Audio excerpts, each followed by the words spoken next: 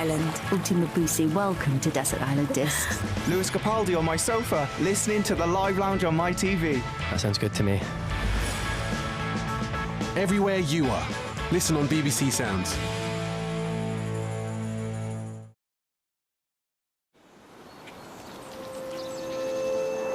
This is BBC One. Now, the BBC News with Fiona Bruce.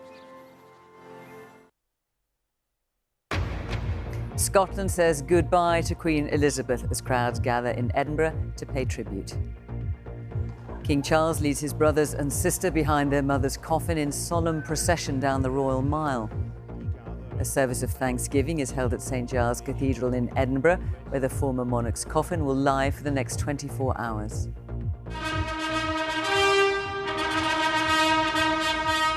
Earlier in the day, King Charles made his first address as monarch to MPs at Westminster.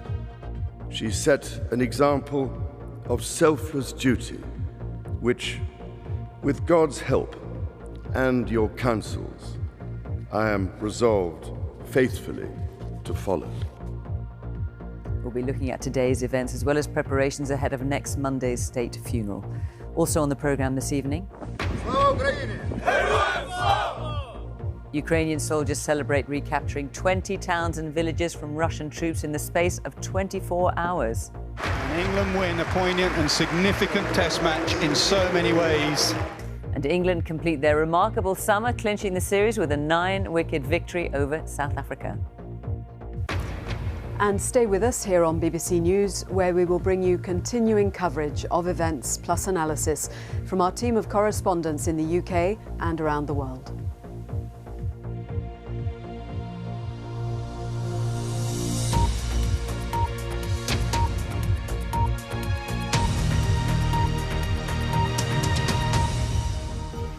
Good evening. Members of the public in Edinburgh have had the first chance to view Queen Elizabeth's coffin and pay their respects ahead of her state funeral next Monday. Thousands of people lined the streets to watch the late Queen as she was taken from the Palace of Holyrood House up the Royal Mile to St Giles's Cathedral for service of thanksgiving, honouring her life. King Charles III led the royal family in solemn procession behind his mother's coffin. The Queen will now lie at rest in St Giles's Cathedral for 24 hours before being flown down to London. And Kirsty Walk is there for us. Kirsty. This is a day when Edinburgh and Scotland paid their respects to the Queen. These very streets in the Royal Mile have witnessed centuries of royal history. And today there was another chapter as St Giles bore witness to the memory of her long reign. Perhaps the most moving sight during the service of Thanksgiving was the Crown of Scotland, used in the coronation of monarchs since the 16th century, laid on the coffin at the Queen's head, a reminder of her duty and her faith. Our special correspondent Alan Little is here in Edinburgh and has been following the day's events. This will be a reign finely attuned to the sensibilities of Scotland and the distinctiveness of its traditions and institutions.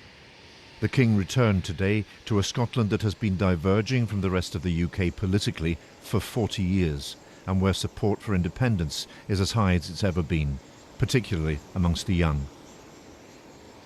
Nicola Sturgeon at Edinburgh Airport to greet him wants an independent Scotland to retain the monarchy, with King Charles and his heirs on the Scottish throne. As King, Charles will have to keep his views on that prospect to himself. The principle of constitutional monarchy chimes with public opinion, and there was no shortage of public affection for the new king as he progressed down the Royal Mile to his official residence, where the coffin of his late mother has been lying at rest. That the King has chosen to begin his reign with visits to Edinburgh, Belfast and Cardiff is telling. It suggests that the future of the Union is at the heart of his concerns. The early decades of his late mother's reign were characterised by the long, slow contraction of British imperial power around the world. He will be alert to the possibility that his own reign could come to be defined by the continuation of that process here and the eventual dissolution of the United Kingdom itself.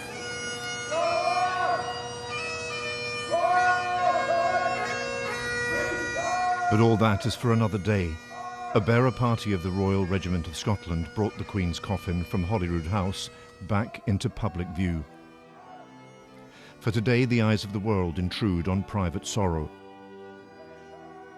as the Queen's family subordinate their own grief to the imperatives of public ritual. Queen Elizabeth's 4 children walked behind their mother's hearse. Briefly, an insult was shouted at the Duke of York. Andrew, you're a settled man! It brought this reaction from an otherwise subdued crowd.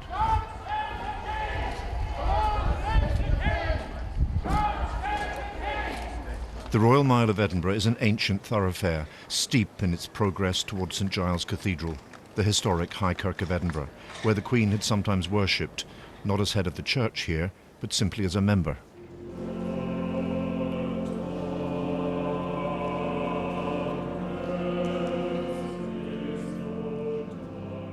Here they placed on the coffin the crown of Scotland, made in the 16th century for the Queen's ancestor, James V.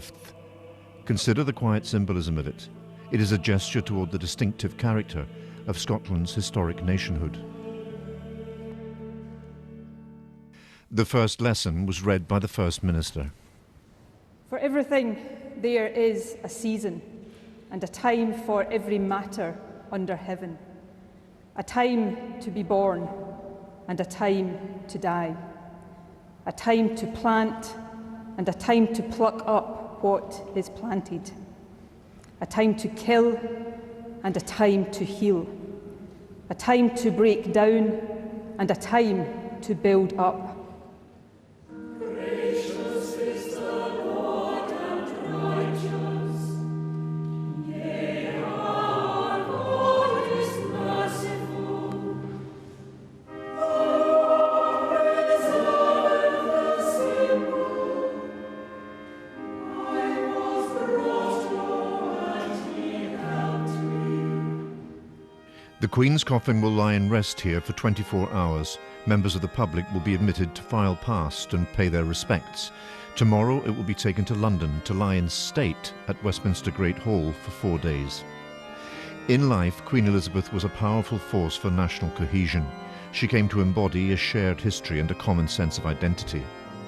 What will remain of that legacy when this period of mourning is over and she begins to recede into the middle distance of our collective memory?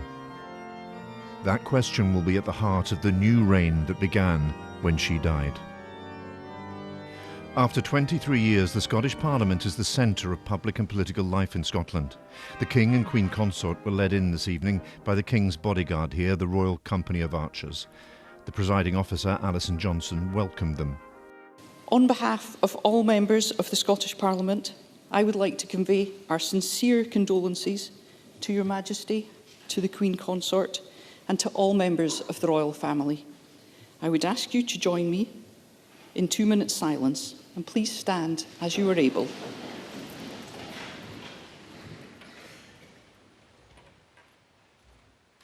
The MSPs stood for 2 minutes silence to remember the late Queen.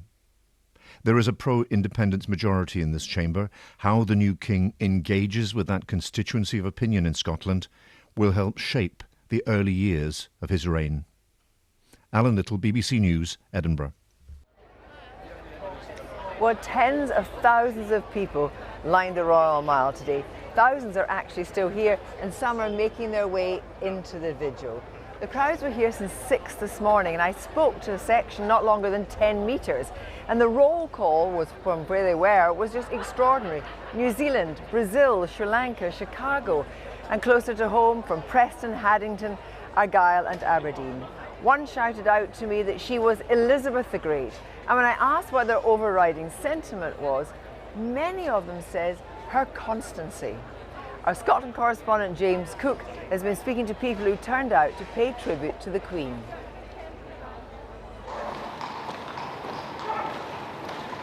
In the heart of Edinburgh this afternoon, an ancient ritual in the modern age. This nation changed beyond measure in the time of Elizabeth. And now there's the sense of a country at a crossroads. We've lost a good lady, a lady that served her country well, 96 years, and worked right up until 2 days before she passed. What do you think of the new King? I've got mixed views upon the King. I think he's got big shoes to fill. I'm here because it's an historical moment for all British citizens or people who live here. So I feel it very important because it's a big part. She was a big part of our history. Why are you here today? Because I'm a proud patriot of my own country. I think the monarchy holds a place to hold tradition, you know what I mean, and pride that I feel is going out the window, you know what I mean. There's not enough patriots left in Britain and Scotland anymore. What do you think of the new king? I think he'll be a great king. I hope that he brings some more modern things to the royal family, things about the environment, what the king represents and what he's been doing as a prince. I'd like him to bring that up with the royal family and look forward to see his reign. In 1953, when the Queen first came here as monarch, these streets were packed. They are thronged again today. There is clear support for Elizabeth here. But what does this tell us about the future of this country? Edinburgh, Queen Elizabeth's northern capital, prepares to greet Her Majesty. From the start, the Queen clearly felt a deep affinity for Scotland and its place in the UK.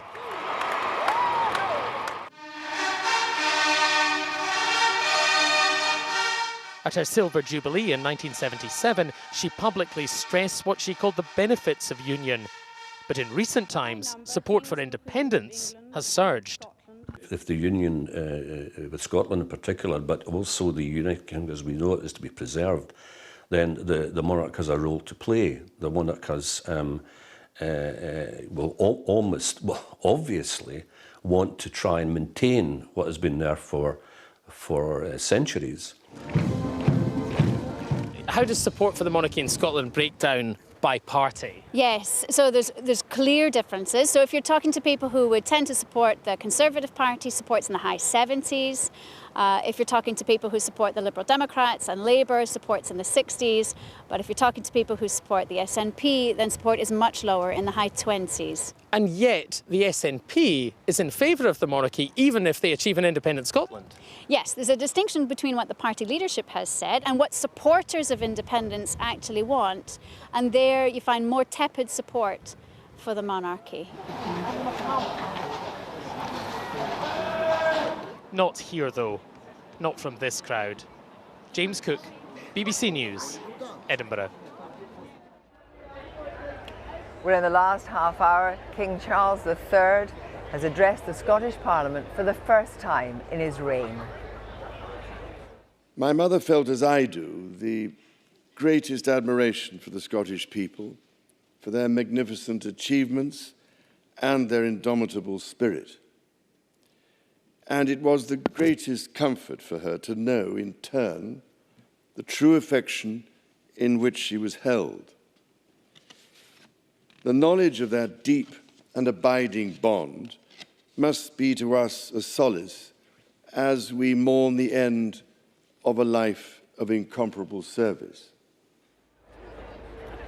Well, in the last 10 minutes, people have begun to file into St Giles Cathedral as part of the vigil to view the coffin of Queen Elizabeth II.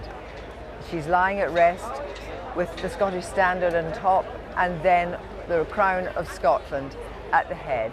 So this vigil will carry on for the next 23 hours. She will leave Edinburgh at 3 o'clock tomorrow afternoon. I suspect that people will be travelling in and out of St Giles all through the night.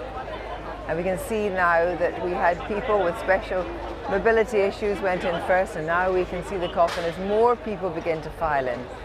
They're filing in, paying their respects, not staying long, but there are people crying beside the coffin, people with their heads bowed, children taken in to witness this extraordinary time in our history. St Giles Cathedral, the beautiful cathedral at the heart of Edinburgh, the heart of Midlothian. Many people wishing to pay their respects. People from all over the world, not just people from Scotland, but from people from any of the countries I talked about earlier. I have to go and pay my respects to my old boss because, like many of those arriving Well, here in St. this evening, the King, the Princess Royal, the Duke of York and the Earl of Wessex will return to St Giles to take part in that vigil in the peace of the Kirk. For any family, there are obligations and arrangements that inevitably accompany a bereavement. For the royal family, it's 1,000-fold. And this is a family, we must remember, that not only lost its mother and grandmother, but also with the death of Prince Philip last year, a father and a grandfather too. Tomorrow, the royal family takes its leave of Scotland and the Queen's coffin moves to Buckingham Palace. Fiona. Kirsty in Edinburgh, thank you very much. Well, earlier today, King Charles visited the UK Parliament for the first time since taking the throne. Along with the Queen Consort, the King heard messages of condolence from both houses in the ancient Westminster Hall before delivering his response. Our royal correspondent Nicholas Witchell reports on the King's visit to Parliament.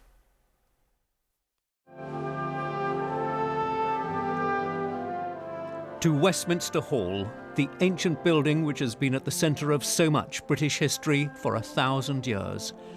The setting over the centuries for moments of national significance, for celebration and sorrow. The setting today for Britain's parliamentarians, from the House of Commons and the House of Lords, to come together to pay tribute to a past monarch and to greet a new one.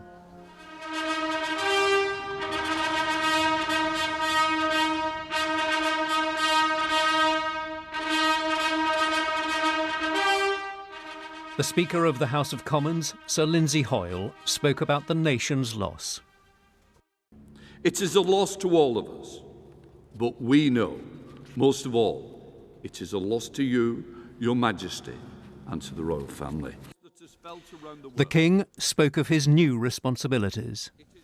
As I stand before you today, I cannot help but feel the weight of history which surrounds us and which reminds us of the vital parliamentary traditions to which members of both houses dedicate yourselves with such personal commitment for the betterment of us all. 10 years ago, the late Queen had addressed parliamentarians in Westminster Hall during her Diamond Jubilee. She'd spoken about the long span of British history. I have been privileged to witness some of that history, and with the support of my family, rededicate myself to the service of our great country and its people, now and in the years to come. Today, the late Queen's son committed himself to follow her example.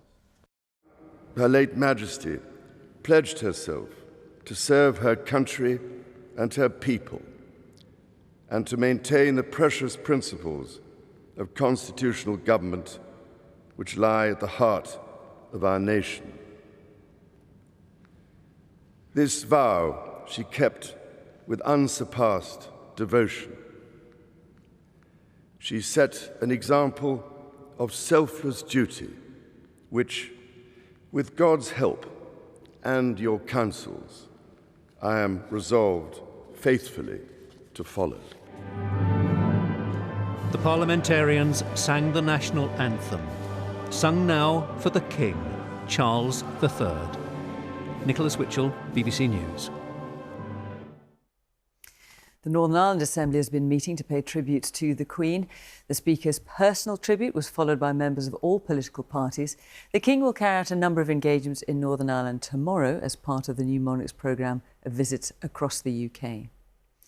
And as we've been hearing, the Queen will lie at rest tonight at St Giles's Cathedral in Edinburgh. Tomorrow, her coffin will be moved from there to Edinburgh Airport, then by plane to RAF Northolt and on to London, where the Queen will spend a final night at Buckingham Palace.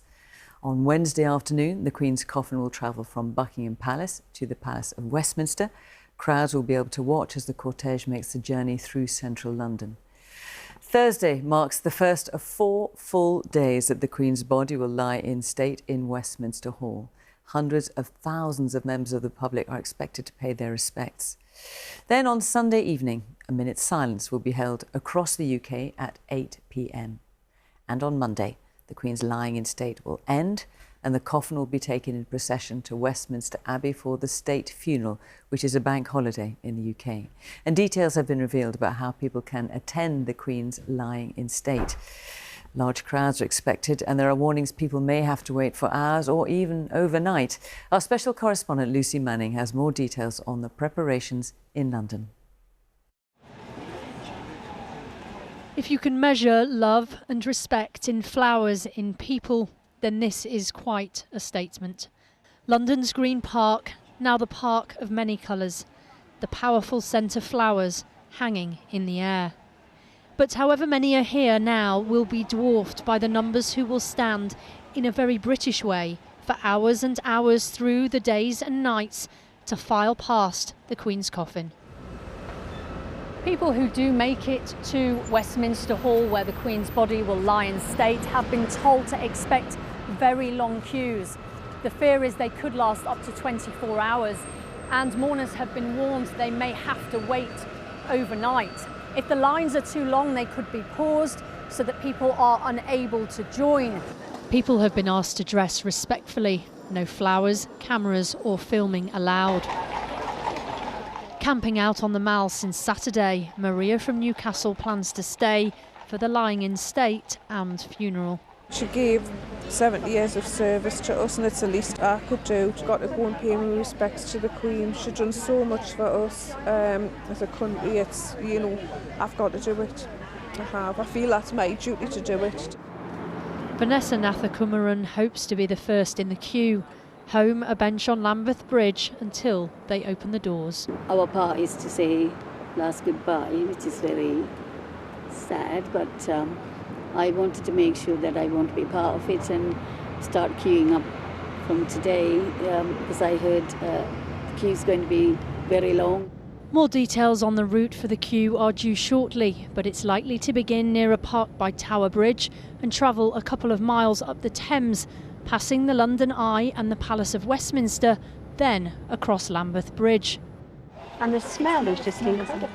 Amanda and Moira came to lay flowers but hope to return for the lying in state. I think it's a once in a lifetime. You just want to be part of it. And are you prepared to be in those, what are going to be very long queues? Oh, well, there's the thing. Well, we're made of strong stuff. Yeah, so put it to the test. Yeah, we would give it a go.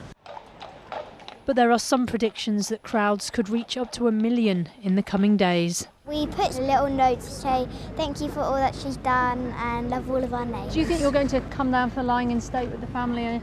I don't think we will, because I think it'd be a bit too busy for the kids. Yeah. I think that's why we came down today, because it's nice and relaxing today. It's like the calm before the storm, before it gets really busy. It will be an enormous operation for the transport system and the police. The Met's commissioner on his first day in the job. It's a massive challenge for the Metropolitan Police and for me personally, but we have been preparing for many, many years. The ceremony will soon be replaced with simplicity as the quiet walk past the Queen's coffin begins. Well, let's talk to Lucy, who's outside Buckingham Palace for us now. Lucy, we're getting some sense from the people you talked to in that package of just the lengths they are prepared to go to make sure they are part of this and they get to see the cortege and hopefully the coffin lying in state. Well, that's right. The crowds were lighter today than they have been at the weekend, so people did get the chance here to go round Green Park and to look at the flowers and to go round Buckingham Palace outside. But I think on Wednesday the mood will change here again. The crowds will start up again, certainly around Westminster, around the banks of the Thames, with hundreds of thousands of people expected. And while here we've had people with their phones filming as the ceremony has gone past, and when the King came out, the cheers, we will return to a much more sombre mood. The lying in state will start 5 p.m. on Wednesday and it will last until 6 a.m. on the morning of the Queen's funeral. The rules are strict. People have been told not to bring any chairs because the queues will have to keep moving. They're only allowed to bring one small bag, and there will be security checks and there will be travel disruption. And we've heard from the Premier League more sporting disruption as well. A few more games have been postponed. Chelsea's home game against Liverpool, Man United's game against Leeds, and Brighton's game that was already postponed will stay that way. But I think the significance of the week returns here tomorrow to Buckingham Palace. The Queen's coffin returns to Buckingham Palace, returns to her home. And Lucy at Buckingham Palace, thank you very much. And of course, as Lucy's saying, the Queen's coffin will return to Buckingham Palace tomorrow. But for the moment, the coffin is lying in rest at St Giles Cathedral in Edinburgh. And these are the scenes we can see outside the cathedral as people are making their way inside. And people are respectfully processing past the coffin, paying their respects, their own personal tribute in a quiet moment of reflection to the Queen as she lies there at rest in St. Giles Cathedral.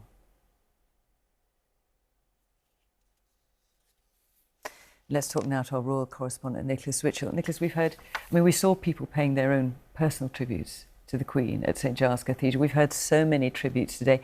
And of course, we've heard a tribute from Prince Harry as well. Yes, and I think just looking at those pictures from Edinburgh, we're going to see that magnified many times over once the coffin is in Westminster Hall and the lying in state begins. I think it's going to be on a huge scale. But you mentioned a tribute from Prince Harry. Yes, indeed, a touching tribute in which he describes his grandmother as a guiding compass, and in part of which he speaks directly to Granny. Granny, he writes, I am forever grateful for all of our first meetings, from my earliest childhood memories to meeting you for the first time as my commander-in-chief, and to the first moment you met my darling wife and hugged your beloved great-grandchildren. I cherish these times shared with you. And then I think what many will consider to be an attempt to reconcile with his father. He writes, we now honour my father in his new role as King Charles III. And that, I think, does feel like an attempt to reach out to his father, who, of course, included that expression of love in his broadcast on Friday. No reference, though, to his brother. Nick, thank you very much. Well, the time is 10 to 7, our top story this evening. Queen Elizabeth's coffin is lying at rest in Edinburgh, giving the people of Scotland a chance to pay tribute and bid farewell. And coming up later, the latest on the economy, with some fears we may already be in a recession. And stay with us here on BBC News, where we will bring you continuing coverage of events plus analysis from our team of correspondents in the UK and around the world.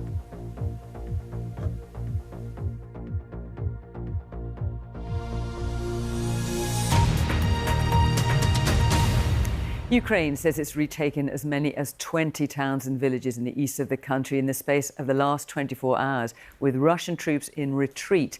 Russia has hit back overnight with missile strikes on the city of Kharkiv, causing blackouts. But President Putin's tactics have been criticised by one of the leading military commanders fighting on the ground. Officially, the Kremlin says its forces are regrouping, not retreating. Now, this was a situation just a week ago, with Russia still in control of much of the east of the country. But the latest mapping in the last 24 hours shows significant gains to the east and as far south as Izium. That's the Ukrainian forces there in purple. From the capital, Kyiv, our Ukraine correspondent James Waterhouse sent this report. Russian ambitions once again abandoned. Its pro-war symbol, a familiar calling card. Shells used to flatten towns, still in their boxes. Moscow is calling this a regrouping, but all signs point to a hasty retreat. Kyiv is claiming to have taken back almost all of the Kharkiv region. Even Russian officials admit to being outnumbered by 8-1 here. Ізюм був, є і буде Україна. Izium was, is, and always will be Ukraine, says this soldier. This is territory which Russia fought hard to take, lost in the space of days. We've been waiting for them almost half a year, and we are so happy. Whenever Russia is frustrated in this war, it responds. This time accused of striking civilian targets like this power station, leaving people in Kharkiv stuck on the metro from the resulting loss of power. Ukraine is pushing on more than one front. That has risks, but it's enough to worry one of Putin's biggest allies, Chechen leader Ramzan Kadyrov. If changes are not made, he said in an online post, I will be forced to go to the country's leadership. This is the most significant Russian withdrawal since they pulled out from Kyiv in late March. The human cost for both countries remains huge, and on whether it's a price worth paying, the majority of Ukrainians feel there is no choice. This is about survival, and the idea of making any concessions to Russia remains unfathomable. The Kremlin anticipated taking Ukraine in a matter of days. 201 of them later, it's going backwards. James Waterhouse, BBC News in Kyiv. Well, let's talk to our Russia editor, Steve Rosenberg, who's in Moscow. Steve, this looks like a significant setback for Russia. What's been the reaction there?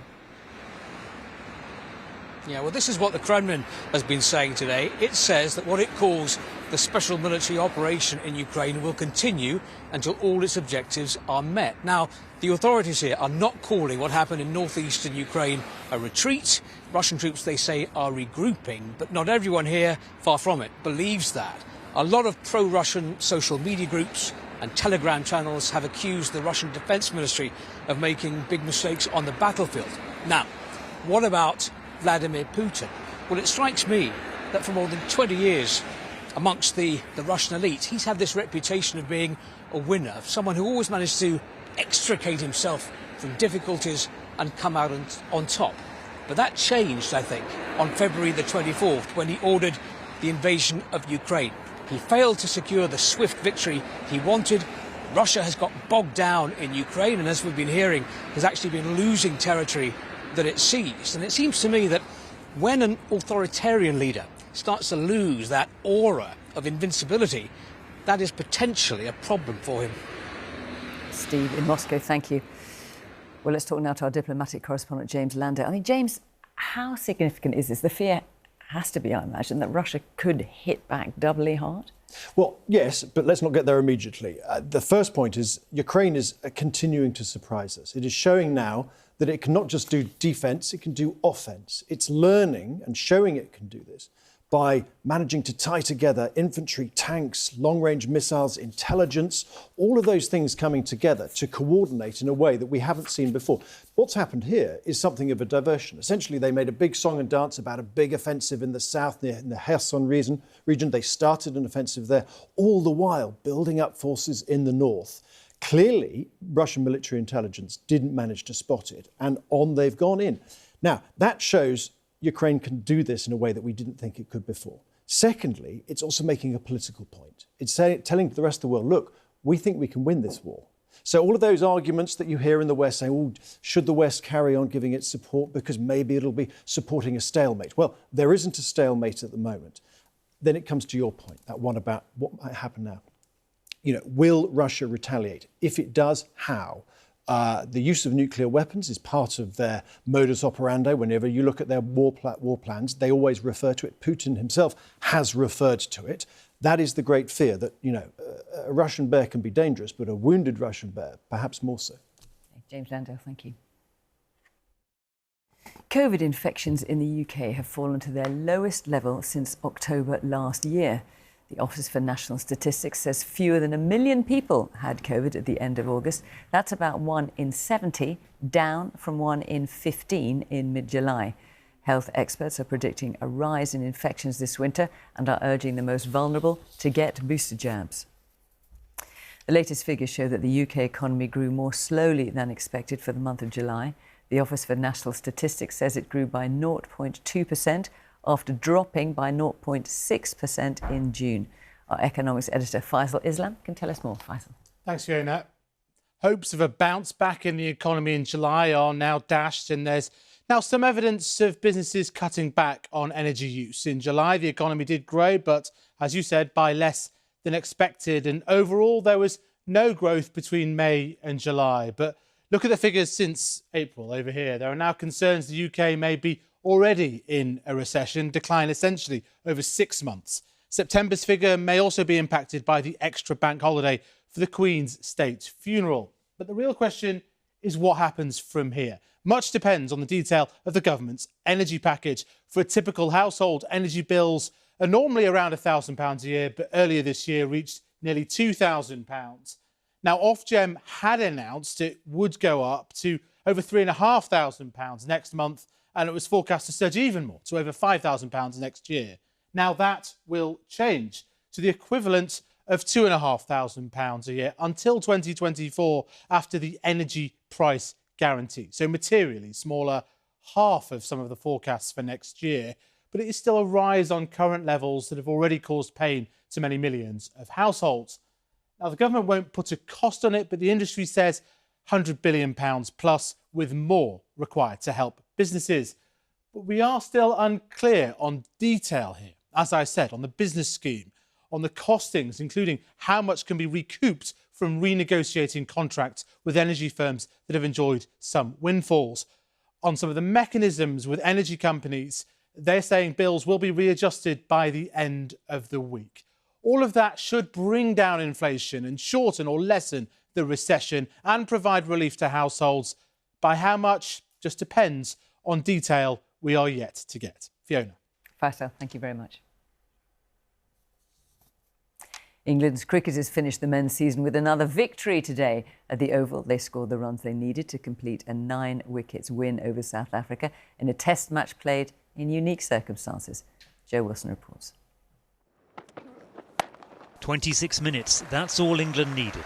It's the series win for England. They finished the match and one of their most successful summers. 130 for 1 in the second innings, but every player will remember Saturday, when the match resumed after the death of Queen Elizabeth. Honestly, I'll never forget walking down the stairs there on day 3 to complete silence from 30,000 people. Actually, like, you know, the old saying, the silence was deafening. Never experienced anything like before. It was seriously special. Ben Stokes' first season as England captain has been an all-round triumph. 2 matches won against South Africa, 6 across the summer. And that after one of England's most disappointing winters. Yeah, the Ashes. That was January. Stokes and the new coach, Brendan McCullum, favour relentless positivity. But there was restraint in these Oval celebrations. Smiles, no champagne. There is a context to everything. Joe Wilson, BBC News. And let's go back to events which are happening in Edinburgh. And we can see King Charles there. He is at Holyrood House, where he earlier addressed MSPs, and now he's meeting MSPs and dignitaries. His energy, I have to say, unflagging after what has been a long day, starting, of course, at Westminster, and now he's at Holyrood House, having earlier been at St Giles Cathedral in Edinburgh. And notable people there earlier on, we saw David Steele, of course, the former Liberal leader, taking time to chat to everybody. Of course, people there very pleased to see the new king, all wanting to not only pay tribute to his late mother, but also to talk to the new king, and I'm sure profess their allegiance to him. And staying with this story, in the last of the BBC's interviews with former prime ministers, I spoke to Boris Johnson about his memories of the former monarch. Given that we're in a period of mourning, it wasn't a discussion about his very recent period in office. There will, of course, be a time for such interviews.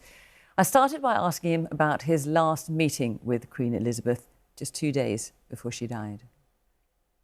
The last audience I had with her, one of the reasons it was so shocking on the 8th to hear about her death was because in that audience, you know, she'd been absolutely on it. And because that was just 2 days before. Just 2 days before her death. And she was actively focused on geopolitics, on UK politics, quoting statesmen from the 50s. It was quite extraordinary. And she seemed well? And she seemed very, very bright, very focused.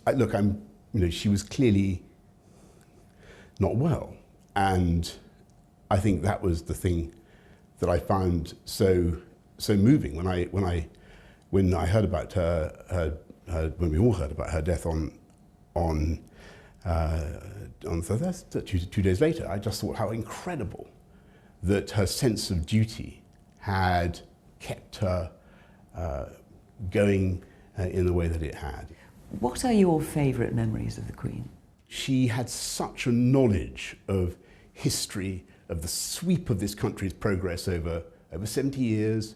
It's why I think she should be Elizabeth the Great, by the way, because if you look at what happened to this country in her reign, the immeasurable advances in prosperity, in opportunity, in longevity, whatever your metric is,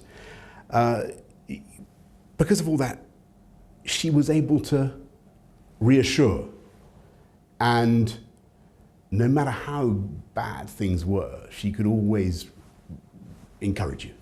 And with those weekly meetings, we've had Prime Ministers past talking about how much they valued those meetings. It occurred to me, when so much might be going on in Parliament, was there a point where you thought, I know it's important and valuable, but I'm not sure I've got the time? I mean, was there ever a moment where you felt like that? What, the audiences? No, you must be joking. No, because the audiences were just a fantastic break from everything else, and so the audiences were a kind of so they were a highlight. Moment of, well, of course, they're a wonderful moment of tranquility. I would say to her, look, we've got a terrible problem with Brexit. We've got to get the bill through. We've got to make sure that we come out of the European Union. The people have voted for it. It's got to be done. And she would listen to me, and she would nod, and she would ask questions. And her method with prime ministers was really to try to just help them with advice of the most general kind, and that's what she did. During the COVID pandemic, when you yourself were extremely ill, and the Queen made a speech to reassure the nation, and she said, we will meet again soon. Yeah. How important was that speech? What role did that perform, do you think? I remember when we were working with the palace to organise it, we knew that, you know, even if you got me and the leader of the opposition, every single member of the cabinet and all the pop stars you could find in the world, and you got us all together to try to get a message to the British public, it wouldn't have the same impact as that broadcast. The Queen had to bury her husband, the Duke of Edinburgh, and it later emerged that Downing Street staff had a party on the eve of the funeral. I'm just wondering how you then, of course, had to see the Queen after that. How did you two get past that? Well, of course, because of her great sense of her constitutional function, she never got into that sort of conversation. She was really absolutely focused on what she saw as the important issues. So it was never discussed? No, I can tell you it was absolutely not. Let's talk about our new king, Charles III. How do you think he will be different as a king? I think if you look at what he's done in his life, it's already been pretty remarkable. He's done a lot of very good stuff, whether it's on architectural, built environment, agriculture. He's been a prophet ahead of his time on the environment more generally, and you know, he quoted Hamlet in his wonderful speech the other day, and I think that now that he has been put on, to quote Hamlet, he will prove most royal, he will prove most kingly. Boris Johnson, thank you very much. Thank you. Boris Johnson speaking to me earlier there. Let's look now at the pictures. Again, these images that we're seeing at St Giles Cathedral in Edinburgh. People filing past the coffin of Queen Elizabeth II. This has been an historic, an extremely solemn day for the people of Scotland, for the people of Edinburgh. The Queen's coffin will be there for 24 hours before it moves on to Buckingham Palace. But this is the moment where the people of Scotland can take a moment, cherish their memories, pay their personal tribute to the Queen. And we saw the huge crowds along the Royal Mile as the coffin and the cortege made its way there. And we're seeing just a few of those people now. I've no doubt the queues will be very long, but people making their way quietly and solemnly past the Queen's coffin there in Edinburgh. And the Queen's death is being marked in Ireland, with many government buildings flying the Irish tricolour flag at half-mast. Her visit to Ireland in 2011 was widely seen as a landmark in relations between the two countries. In the city of Cork, many people remember the Queen's visit with great affection. Our special correspondent, Fergal Keane, is in Cork, and he sent this report. she had a way about her that brought out the best in Cork. Warm, open, a place to bind old wounds with humour. Joking in the city's English market with a legendary fishmonger. I liked her, I'll be honest. I thought she was a lovely woman, huge grace and huge dignity.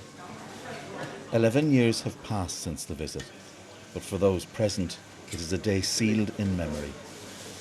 I think history gives you windows where opportunities can be taken. Or you can go on forever being bitter and forever arguing over something that happened 100 years ago or whatever, or you can kind of say, you know what, we're neighbours, we've got a lot more in common than divides us. There's a time to say, it's history, we will remember it, it was horrible stuff when it happened, but let's make our own little bit of history and let's move things forward.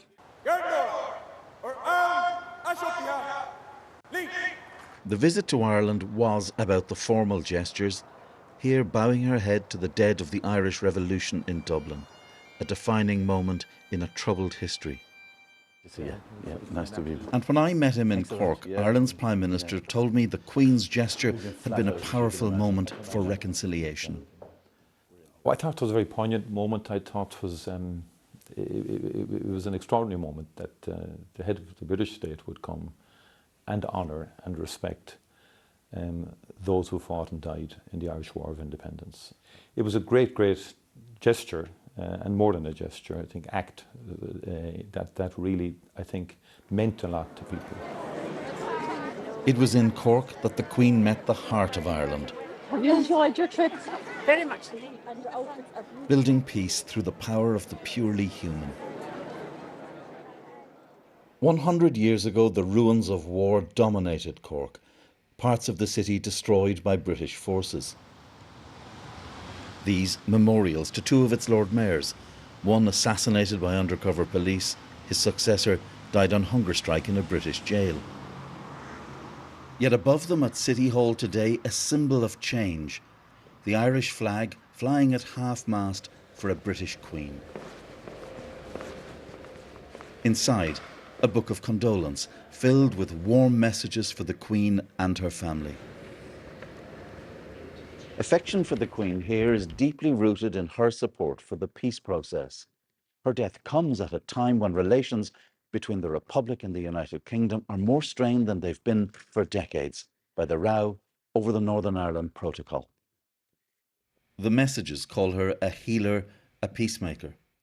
Your hope is that this extraordinary moment in history with this period of mourning provides the opportunity for a reset in what are, let's admit it, pretty difficult Anglo-Irish relations at the moment. Yes, I would like to think that the visit of Queen Elizabeth II, first of all to Ireland, her passing, will give us all time for reflection and will remind us of the need to proactively nurture the relationship between Britain and Ireland, to enhance it in the time ahead, and that this moment gives us that opportunity for reflection and for resetting, in a good way, that relationship. It was often said that the Queen rose above politics. Perhaps in Ireland it's more apt to say that she expressed its most noble purpose, to offer hope out of the accumulated griefs of history. Fergal Keane, BBC News, Cork. As King Charles mourns the death of his mother, his wife Camilla has become his Queen Consort, a role which was virtually unthinkable a couple of decades ago. Our royal correspondent Daniela Relf examines how public attitudes have changed. Her early duties as Queen Consort, just a step behind her husband at a palace reception over the weekend. We'll do our best. But always there, a constant support, as she has been for so much of his life. A walkabout in this new royal role. Once a vilified figure, now being greeted warmly by the crowds as Queen Consort. The rehabilitation of Camilla has been complex. It was not easy at the beginning, but she conducted herself with such extraordinary grace and dignity. And she has now found a very important place in the hearts of the British people. These are heavy burdens both bear, and they need each other. And all great monarchs have had a great consort. Together in their 20s until the relationship faltered, she was a significant figure in the king's life long before their marriage. She faced criticism after the royal divorce, then the sudden death of Diana, Princess of Wales. It all forced Camilla to step back. But there was a gradual, carefully managed re-emergence into the spotlight. It marked the start of a slow shift in public opinion. Culminating in their wedding in 2005, supported by the royal family, she was now one of them. It has been a turbulent journey through public life for the Queen Consort. But Camilla's new role will be vital. She has obviously brought stability and personal happiness to the King, and she will now be crucial to the success of his reign. It wasn't always easy for her, but you know they've managed to stay together, and they seem to be very happy, and the nation seemed to warm to her, which is great because I think she's wonderful. She knows him inside out, and I think she'll support him in whatever he does for the country. I think he needs all the support he can get, really, doesn't he? Speaking out on the causes she's been passionate about won't stop now. 1 in 4 women in this country will suffer domestic violence in their lifetime. 1 in 4. Supporting victims of domestic violence will continue to be a priority. Your Royal Highnesses. She also brings a lightness of touch to official duties, including this surprise appearance on EastEnders for the Jubilee. Say a drop a day keeps the doctor away. At the age of 75, she is now stepping up when many of her friends are retired and stepping back. But they believe she will thrive in her new role. She's down to earth and normal, like the rest of the nation, but she has massive responsibilities. And so I think we're very lucky. As the King takes on the job he has waited for so long, he does so with the woman he always refers to as his beloved wife by his side. Daniela Ralph, BBC News. Let's return to Edinburgh now and speak to our Scotland editor James Cook, who's outside St Giles Cathedral, where Queen Elizabeth's coffin is lying in rest. James, just give us your thoughts on what's been an historic day in Edinburgh. Oh, it definitely has been that, Fiona, that's for sure. And I think maybe what we should do is try to separate out what we're seeing here. First of all, we are undoubtedly seeing a great deal of admiration, even love, for the late Queen. Secondly, we are seeing sympathy for the King, a man, after all, in mourning, and sympathy for his family as well. And thirdly, I think that we are seeing the greatest outpouring of support for the monarchy in Scotland, the most vivid public display of support for the monarchy that I can remember in my 30 years reporting here. But there, I think we should perhaps pause. The links between the nations of this United Kingdom were forged in war and in empire, and there's no doubt that those links weakened during the reign of Queen Elizabeth. So the question now is, will those links stay strong or will they be weakened? We've seen support here for the union of the crowns. Will it last? And will it affect support or opposition to the union of the parliaments? James Cook in Edinburgh, thank you. Let's take a look at the weather now. Chris Fawkes is here. Hi, Chris. Hi, Fiona. And today, our temperature contrasts have been growing ever larger across the UK. Across southern areas, we've seen plenty of sunshine. That, of course, St Stephen's Tower in the sunshine in London. And in London, we got to 27 degrees Celsius. But whilst southern parts of England and Wales were warming up, across the north of Scotland, it was actually getting quite a bit cooler. That was how Shetland looked. Top temperatures here about 14 degrees Celsius. Now, between the cool in the north and the warmth in the south, we have a weather front that's been bringing rain to central areas for much of the day. The activity on that front will tend to ease off later in the night, but the front itself doesn't move very far, so it'll still be hanging around across southern Wales, parts of the Midlands, East Anglia, southern England. That's why we're keeping the temperatures up here. But otherwise, we've got the cooler, fresher air spreading in across northern and central areas of the UK. And tomorrow, this weather front that has been moving southwards stops moving southwards and kind of pushes back northwards. So what we're looking at across the south of the UK is an area of cloud and rain.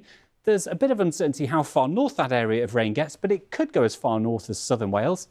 To the northwest of the UK, plenty of sunshine, just a few showers for the northwest of Scotland, but you will notice those temperatures just easing back compared with what we've seen today. high teens to low 20s, still where the sunshine comes out. It won't feel too bad, but it probably will stay quite cloudy in the south with the threat of some rain.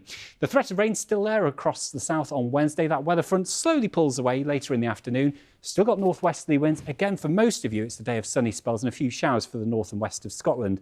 Temperatures just falling a few degrees, 17 or so for Glasgow and Belfast, but we're still into the low 20s across East Anglia and South East England. But with an area of high pressure ridging across the UK, the weather actually is set pretty fair through the rest of this week and into the weekend. Cloud will vary, it will come and go.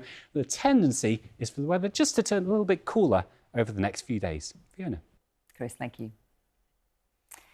Well, the news continues here on BBC One as we join our colleagues across the nations and regions for the news where you are. But before we go, we'll leave with the scene tonight from inside St Giles Cathedral in Edinburgh as people continue to pay their respects to the Queen. There are large crowds outside, and what we can see inside is people slowly, steadily, respectfully making their way past the Queen's coffin as it lies there at rest for the next 24 hours before it's brought down to London and to Buckingham Palace. But for the moment, this is the time for Scotland to pay its respects. From all of us, good night.